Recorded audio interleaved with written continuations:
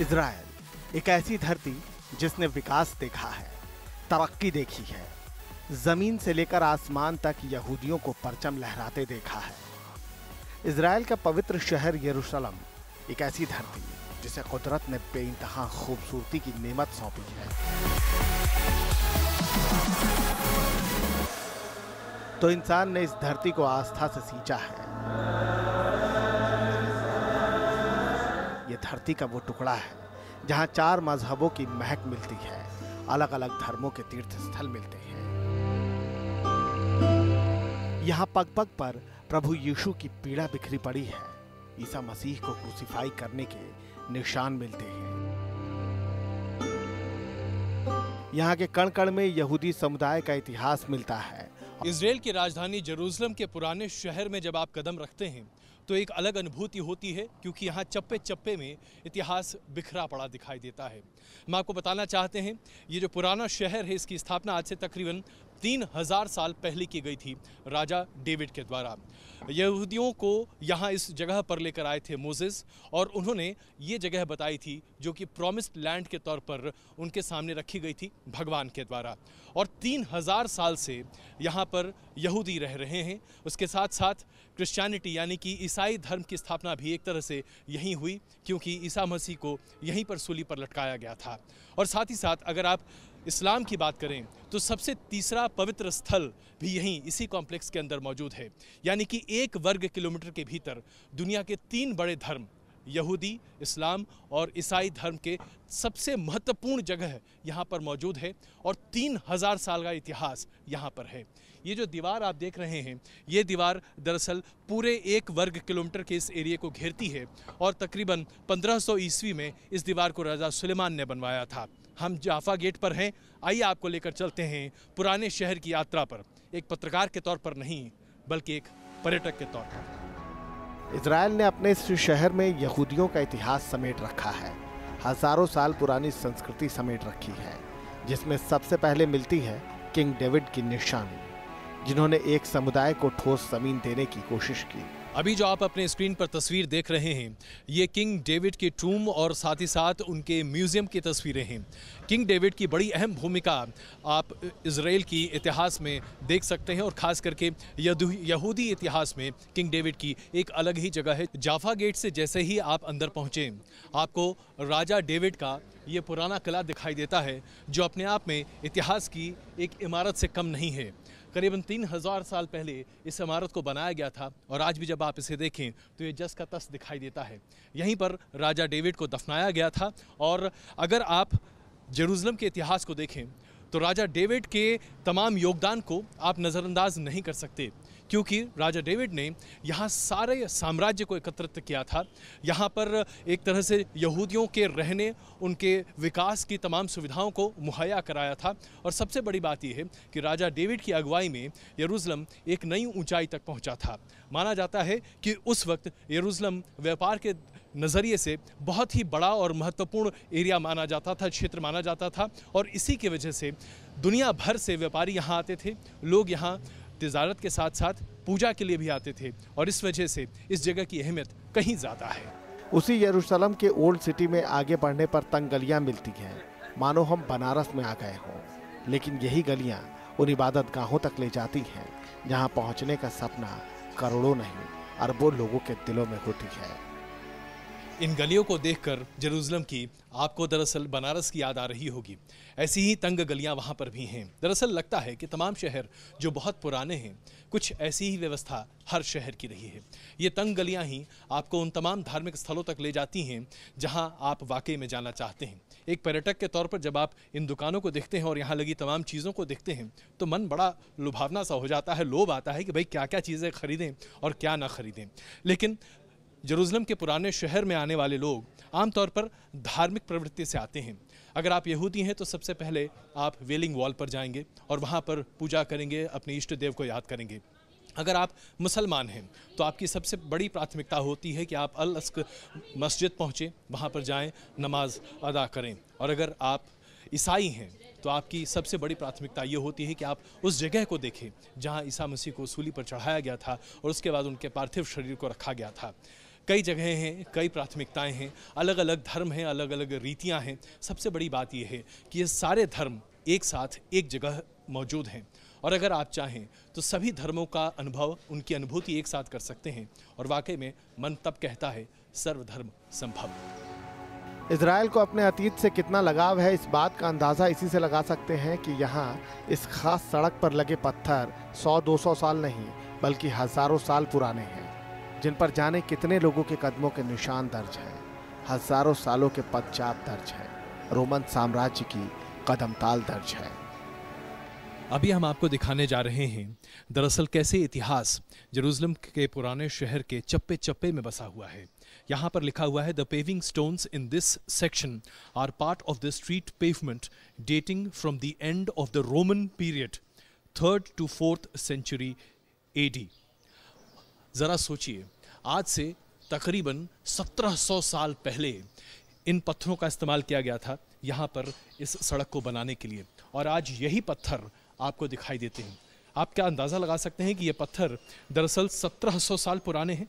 इन पत्थरों को यहाँ खुदाई के ज़रिए निकाला गया था। जब यहाँ पर खुदाई हुई तो उस वक्त पता चला कि रोमन एम्पायर के ज़माने के ये पत्थर जो कि सड़क बनाने और सड़क निर्माण में काम आते थे, इसी तरह के पेवमेंट्स में उस समय इस्तेमाल किए जाते थे, यहाँ मिले थे और उसके बाद इन पत्थरों को यहाँ दोबारा लगाया गया और ये पत्थर आज भी ठीक वैसे ही हैं। इतिहास कैसे अपने पन्ने और अपने ज़रिए यहाँ खोज लेता है। जेरूसलम के इस पुराने शहर में आपको ये सब कुछ खुद ब खुद दिखाई देने लगता है। ज़रा सोचिए, ये सड़कें, ये जो स्ट्रीट आप देख रहे हैं, ये दुकानें, ये सब कुछ आज की नहीं, तकरीबन 2000 साल पुरानी हैं। ये इमारत लगभग 2000 साल पुरानी होगी। न जाने कितनी बार इसे ढाहा गया होगा, कितने बार इसका निर्माण किया गया होगा और इस जगह ने इतिहास को अपने सामने बस पलनों पलटते देखते आप सकते हैं और उसके एहसास को आप क्या कहें, यहाँ की अनुभूति ही एक अलग है। सबसे बड़ी बात मैं आपको ये बताना चाहता हूँ कि इजराइल के इस पुराने शहर में जब आप आते हैं और तीन धर्म के समागम का एहसास जब आपको होता है तो फिर समझ में आता है कि धर्म चाहे कोई भी हो लेकिन रास्ता हमेशा एक है। और देखिए आधुनिकता, यहाँ पर अब इसी सड़क में जहाँ एक ज़माने में लोग पैदल चला करते थे, गाड़ियाँ चलती हैं, लेकिन ये है हमारे आज की वास्तविकता जहाँ इतिहास और भविष्य एक साथ है।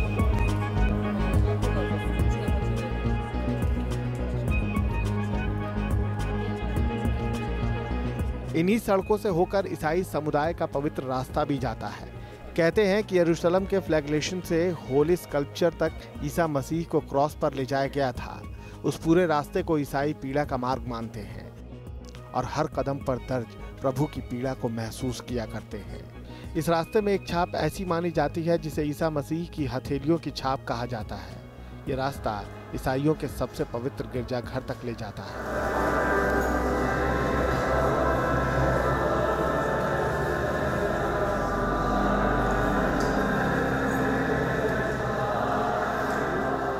कहा जाता है कि इस गिरजाघर में यही वो पत्थर है जहां पर प्रभु यीशु को क्रूसीफाई करने के बाद लिटाया गया था। आज उसी जगह को श्रद्धालु अपने आंसुओं से भिगोते हैं, अपने आराध्य को याद किया करते हैं।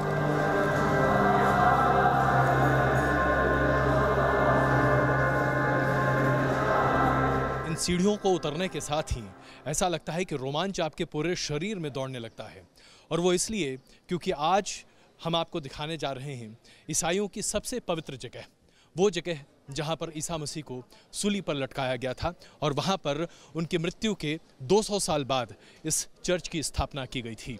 और उस वक्त से लेकर आज तक कोई भी ईसाई दुनिया के किसी भी कोने में क्यों ना हो, उसकी ख्वाहिश यही होती है कि वो यहाँ इस चर्च में आए, अपने ईसा मसीह को याद करे, अपने इष्ट देव को याद करे, यहाँ पर उस जगह को देखे जहाँ उनके पार्थिव शरीर को रखा गया था। उसके साथ साथ जिस जगह पर माना जाता है कि उन्हें सूली पर आखिरकार लटकाया गया था, उस जगह पर जाकर अपने इष्ट देव को याद करें। दरअसल यहाँ अंदर के नज़ारे हम आपको दिखाएंगे, लेकिन हम आपको बता सकते हैं कि वहाँ हमें बोलने की इजाज़त नहीं है क्योंकि वहाँ मौन रहा जाता है। आप भगवान के सामने आपकी आवाज़ क्या निकलती है, आवाज़ बस यूं ही बंद हो जाती है। लेकिन अगर इसके इतिहास को मैं आपके सामने रखने की कोशिश करूं तो आज से तकरीबन 1800 साल पहले इस चर्च का निर्माण हुआ था, जो बिल्कुल वैसा ही है जैसे आज से 1800 साल पहले हुआ करता था। यहाँ पर नीचे एक बड़ा सा पत्थर रखा हुआ है और माना जाता है कि उसी पत्थर पर ईसा मसीह के पार्थिव शरीर को रखा गया था। सीढ़ियों से चढ़कर जब आप पहली मंजिल पर पहुंचेंगे तो वहाँ पर वो जगह है जिस जगह पर माना जाता है कि ईसा मसीह को आखिरकार सूली पर चढ़ाया गया था। इजराइल का ये शहर ईसाइयों के लिए जितना पवित्र है उतना ही पवित्र है यहूदियों के लिए भी। इस जगह को यहूदी प्रॉमिस्ड लैंड मानते हैं और प्रार्थना करने के लिए उस दीवार तक पहुंचते हैं जिसे यहूदियों के मंदिर का अवशेष माना जाता है। इस दीवार को विलाप की दीवार भी कहते हैं क्योंकि यहाँ पर इस मजहब के लोग इकट्ठा होकर शोक मनाते हैं कि वो अपने सबसे पवित्र मंदिर को बचा नहीं सके। पुराने जेरूसलम में अलग अलग जगहों की तासीर अलग है। जब आप उस इलाके में पहुंचते हैं जहां जूइश क्वार्टर कहा जाता है, जहां पर वेलिंग वॉल है, तो यहाँ की बनावट, यहाँ का रखरखाव बिल्कुल अलग दिखाई देता है। इस इलाके में तकरीबन 2000 यहूदी रहते हैं और यहीं पर आगे वेलिंग वॉल है। लेकिन यहाँ आप देखिए, यहाँ बाज़ार उस तरीके से आपको नहीं दिखाई देगा। दुकानें हैं लेकिन बहुत ही व्यवस्थित तरीके से हैं। बाकी चीज़ें भी बहुत ही सुनियोजित तरीके से हैं। यहाँ पर आपको न तो वो अरब इन्फ्लुएंस दिखाई देता है और न ही उस तरीके से तमाम धार्मिक चीज़ें या दुकानें या फिर मसाले की दुकानें, ये सब नहीं दिखाई देती। यहाँ बस साफ सफाई, पवित्रता, एक अलग अंदाज, एक अलग अनुभूति। तो आइए आपको ले चलते हैं वेलिंग वॉल, जो कि यहूदियों के लिए सबसे महत्वपूर्ण है। मेरे पीछे जहाँ आप देख रहे हैं लोग दीवार से सटकर पूजा कर रहे हैं, अपने इष्ट देव को याद कर रहे हैं, इसी दीवार को कहते हैं the wailing wall. The wailing wall क्योंकि यहाँ पर शोक मनाया जाता है, दुख मनाया जाता है, और वो इसलिए क्योंकि ये आखिरी निशानी है उस दूसरे मंदिर की जो कि आज से तकरीबन 1800 साल पहले बनाई गई थी और उसे ढा दिया गया था। उसके बाद यहाँ पर कभी भी यहूदी अपने पूजा स्थल का निर्माण नहीं कर पाए और इसी की याद में यहाँ पर लोग दरअसल अपना दुख व्यक्त करते हैं। इजराइल की फोर्सेस और अरब फोर्सेस में लगातार युद्ध और घमासान होता रहा और 1967 में इजराइल ने इस जगह को पूरे तरीके से अपने अधीन कर लिया और उसे पूरे तरीके से विकसित भी किया। लेकिन जो डोम है, जो रॉक आप देख रहे हैं, वो दरअसल अभी जॉर्डन के प्रशासन के मातहत आता है और इसलिए वहाँ पर इजराइल का कोई दखल नहीं है। अगर यहूदियों के लिए वेलिंग वॉल पवित्र है तो मुसलमानों के लिए यहाँ का ये मस्जिद खास है, जिसे मुसलमानों का तीसरा पवित्र स्थान कहा जाता है।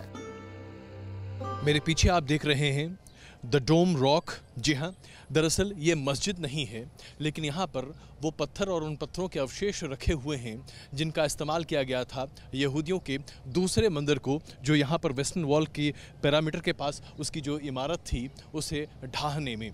हालांकि यहाँ इसकी पूजा नहीं की जाती, लेकिन ये दरअसल विजय की पताका के तौर पर यहाँ स्थापित की गई है और मुस्लिम सल्तनत के समय से लेकर आज तक ये यहीं पर विराजमान है। चूँकि इसे लेकर विवाद कहीं ज़्यादा है, खास करके यहूदियों और मुसलमानों के बीच, इसलिए अभी तक इस पर कोई आंच तो नहीं आई है। लेकिन अगर इजराइल की सरकार की माने या इजराइल के लोगों की चले तो शायद इस द डोम द रॉक को यहाँ से हटा दिया जाए, क्योंकि यहाँ पर वो अपना मंदिर बनवाना चाहेंगे जो आज से तकरीबन 1800 साल पहले यहाँ इसी जगह पर मौजूद था। लेकिन अगर आप यरूशलेम के इतिहास को देखें तो यहाँ संघर्ष के अलावा और कुछ आपको नहीं दिखाई देगा। 3 धर्मों के प्रमुख धर्मस्थल यहाँ पर मौजूद हैं।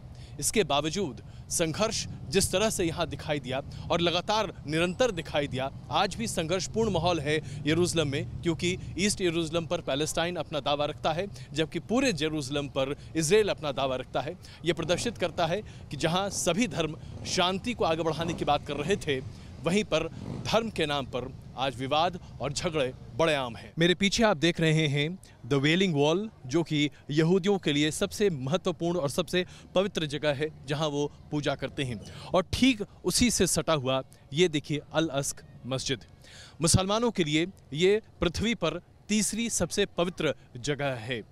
कहा जाता है कि मोहम्मद साहब यहाँ से दुनिया के एक दूसरे छोर गए थे। जी हाँ, अल अस्क का मतलब होता है एक इतनी दूर कि वहाँ से शायद वापस आना मुमकिन नहीं है। मोहम्मद साहब वहाँ गए थे, उन्हें एक अलग तजर्बा वहाँ हुआ था और इसी वजह से यहाँ पर इस मस्जिद का निर्माण किया गया है। दूसरे खलीफा जो थे उन्होंने इस मस्जिद का निर्माण किया था और उस वक्त से लेकर आज तक ये मस्जिद 3 बार भूकंप की वजह से ढह चुकी है। और आज जो स्वरूप आप इसे देख रहे हैं ये 1035 में इसे यहाँ के राजा ने तब बनवाया था और उस वक्त से लेकर आज तक ये मस्जिद ठीक इसी तरह से मौजूद है। हालांकि इसके रख रखाव में कई बार यहाँ मरम्मत बड़े पैमाने पर की गई है। यहाँ एक ज़माने में ये कहा जाता था और माना जाता था कि जब तक मुसलमानों को ये आदेश ना आया कि आप मक्का की तरफ मुँह कर कर अपने नमाज को अता करें, तब तक मुसलमान इस तरफ ही अपना मुँह कर कर नमाज अता किया करते थे। कुल मिलाकर देखें तो यहाँ की पवित्रता अपने आप में आपको बस मनोरंजित कर जाती है और साथ ही साथ मनोरित कर जाती है कि कैसे तमाम धर्म एक साथ यहीं 1 वर्ग किलोमीटर से भी कम के इस इलाके में मौजूद हैं। इसके बावजूद ये मस्जिद भी विवाद के घेरे में है। इजराइल की सरकार इसे नहीं चला पाती। जॉर्डेनियन सरकार और जॉर्डेनियन वक्फ बोर्ड के मातहत ये मस्जिद और उसका पूरा अधिकार है, इसलिए मुसलमानों के अलावा किसी और धर्म के व्यक्ति को यहाँ अंदर प्रवेश नहीं है। लेकिन मुसलमान यहाँ जा सकते हैं और वो वहाँ नमाज भी कर सकते हैं। माना जाता है कि यहाँ नमाज पढ़ना अपने आप में भगवान के बहुत करीब जाने के बराबर है, क्योंकि यहाँ की नमाज का एक अलग ही मतलब है। बाबा फरीद जो 800 साल पहले पंजाब से यहाँ आए थे, यहीं पर नमाज पढ़ना चाहते थे और यहाँ 40 दिन उन्होंने गुजारे थे खुदा की याद में नमाज पढ़ते हुए। तो ये अल अस्क मस्जिद जो कि अपने आप में बहुत महत्वपूर्ण है। लेकिन मैं एक बार फिर आपके सामने वही बात कहूँगा, यरूशलेम में धर्मों के पवित्र स्थानों की कमी नहीं है। एक से एक चर्च मिल जाएंगे आपको। यहूदियों के लिए द वेलिंग वॉल यहाँ पर है, अल अस्क मस्जिद यहाँ पर है। इसके बावजूद तीनों धर्म के अनुयायी शायद ही कभी एक साथ एक होकर शांति की बात करते दिखाई देते हैं। यही तीर्थ यरूशलेम की पवित्रता है। यही तीर्थ एक शहर को धर्मों का संगम बनाते हैं, जिस तीर्थ को लेकर हर कोई इस शहर पर अपना दबदबा कायम करना चाहता है। यहीं पर नमाज पढ़ने के लिए आज से 800 साल पहले बाबा फरीद आए थे, जिनकी याद में इंडियन हॉस्पिस आज भी बना हुआ है। इस जगह पर पहुंचकर आपको लगता है कि जब तमाम धर्म एक साथ हैं, एक जगह पर मौजूद हैं, यानी कि आप ईसाई धर्म की तमाम अवशेष यहाँ पर देख सकते हैं। सबसे पुरातत्व यहाँ पर आपको देखने को मिलता है। इस्लाम के लिए तीसरा पवित्र सबसे जगह ये है।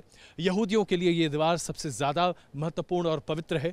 इसके बावजूद सबसे ज़्यादा विभाजन जेरूशलम में ही है। जेरूशलम में ही आपको दुनिया के सबसे पुराने युद्ध देखने को मिल सकते हैं और जेरूशलम ही वो जगह है जहां आज भी विवाद है। मैं आपको दरअसल दिखाना चाहता हूं, ये जो आप अभी देख रहे हैं छोटी सी पहाड़ी, इस पहाड़ी के पीछे फ़िलिस्तीन का इलाका शुरू होता है और फ़िलिस्तीन दरअसल मानता है कि इस पहाड़ी के साथ साथ ये जो पूरा इलाका है, जो पवित्र इलाका है मुसलमानों के लिए भी और यहूदियों के लिए भी, जिसे आप ईस्ट जेरूशलम कहते हैं, इस पर भी फ़िलिस्तीन का हक है। लेकिन इजराइल मानता है कि ये दरअसल उसकी राजधानी है और 1967 से लेकर आज तक इस पूरे इलाके पर इजराइल का वर्चस्व रहा है। कुल मिलाकर देखा जाए तो इतिहास के पन्ने अलग, धर्म की कहानियाँ अलग, लेकिन विवाद जड़ से है जब से जेरूशलम की उत्पत्ति हुई है और यहाँ पर न जाने कितने राजाओं ने अपने आप को स्थापित करने की कोशिश की। वक्त बदलता गया, राजा बदले, लेकिन धार्मिक स्थल आज भी वैसे ही मौजूद है। इस शहर में 1204 सिनेगॉग हैं, जो यहूदियों का प्रार्थना स्थल होता है, और इस शहर में 158 गिरजाघर हैं तो 73 मस्जिदें हैं। इन सभी पवित्र तीर्थ स्थलों को आज भी इजराइल ने संजो कर रखा है। हर तीर्थ की मर्यादा का ख्याल रखा है, जो इस शहर को खास बनाता है, शहर से हर मजहब के लोगों का जुड़ाव बढ़ाता है।